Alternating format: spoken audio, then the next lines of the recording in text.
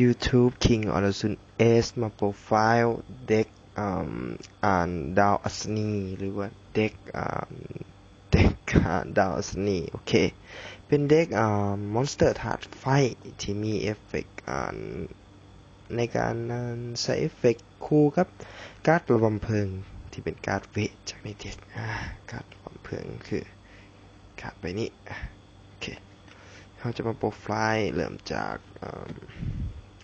มอนสเตอร์ก่อนโอเคปรมาจารย์ดาวอัศนีชูเทนเพิ่นใบแรกชูเทนดาวอัศนีความมืดมิดโอเคยูชิโอเคดาวอัศนีแห่งผู้กล้าหาญเอนโชดาวอัศนีผู้นำทางโฮคุเอลดาวอัศนีผู้ปราดเปรื่องชิเซวีเป็นการ์ดต่อไปเป็นการ์ดมอนสเตอร์ที่บ่มีคู่โอเคเป็นมอนสเตอร์อย่างหลับไปดาวอัศนีผู้ทรงสง่าสุเนรินวันการ์ดโอเคดาวอัศนีผู้อ่อนช้อยริชิซิน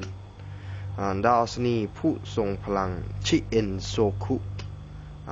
ต่อไปโอเคดาวอัศนีแห่งรอยหยกวูรูบิโชแต่ละใบอาจเป็นการ์ดอ่านยากโอเคว่าหลายคนอาจจะบ่เคยเห็นการ์ดดาวอัศนีอาจจะบ่เคยเล่นหรือว่าบ่เคยเห็นไผเล่นการ์ดดาวอัศนีก็สามารถพิมพ์เข้าไปในYouTube เพื่อหาข้อมูลหรือ Google หาข้อมูลเด็กพวกนี้ได้โอเคต่อไปดาวอัศนีแห่งดาวอัศนีแห่งความเดียวดายโรชิซินต่อไปดาวอัศนีแห่งความดุร้ายเทนเรนการ์ด2ใบอาจคล้ายๆกันนะดาวอัศนีแห่งการสังหารบุรุคิดาวอัศนีแห่งผู้มุ่งมั่นโทเคโอเคดาวอัศนีแห่งความรวดเร็วไทเฮียวต่อไปเป็น True Copy จิตวิญญาณแห่งอัคคีไรเรดโอเคมอนสเตอร์ต่อไปการ์ดระบำเพลิงของเด็กดาวอัศนีอาจจะเป็นเด็กที่มีการ์ดเวทต่อเนื่องเป็นรักเริ่มจากระบำเพลิงเคียวซึโค3 copy ระบำเพลิงเทงคิ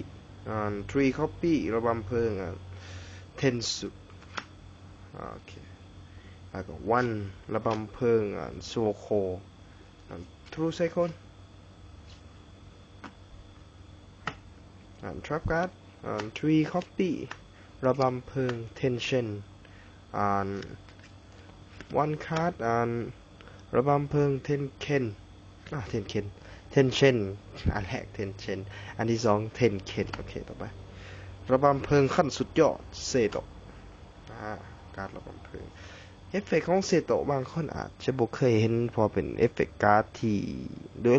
อว่าเด็กบางเด็กเขาอาจจะบ่ใส่พอเป็นการ์ดเที่ยวไว้เล่นกับมอดการ์ดระบำเพลิงยาสุสานเป็นจำนวนมากกว่า7นั่นเองโอเคต่อไป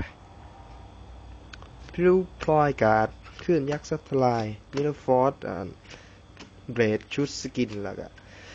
สินมนปีศาจโอเคต่อไปเอ็กซ์ตร้าเด็ก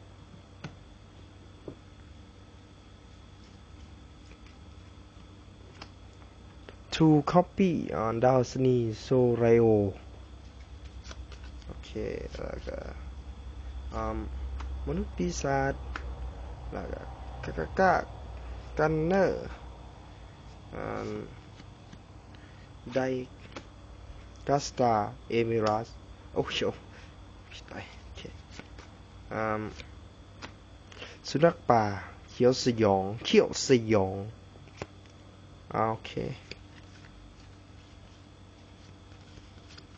แล้วก็ number 50 แบล็กคอน สไตรครับโอเปกราแกนกลางแห่งดาวสนีโคคันโชแล้วก็ทรีคอปปี้ราชาผู้นำแห่งดาวสนีโซโคแล้วก็เฮราติกเอเรียสแล้วก็ขุนนางดาวสนีโฮชินดาวอัศนีพลังแห่งพละกำลังลิซุยคิเอ็กซ์ตร้าเด็กของเด็กดาวอัศนีโอเคต่อไปก็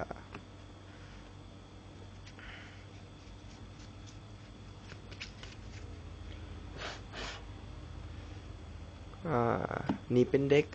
ดาวอัศนีบางคนอาจจะว่าเด็กอัศนีเล่นจังไดแต่ว่าเด็ก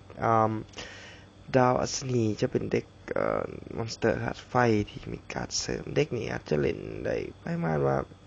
คู่กับการ์ดเวทต่อเนื่องเป็นหลักโอเคเด็กอาจจะเล่นแบบเอาไว้ทำลายการ์ดแน่หรือว่าเอาไว้เล่นในแบบต่างๆโอเค thank you for watching goodbye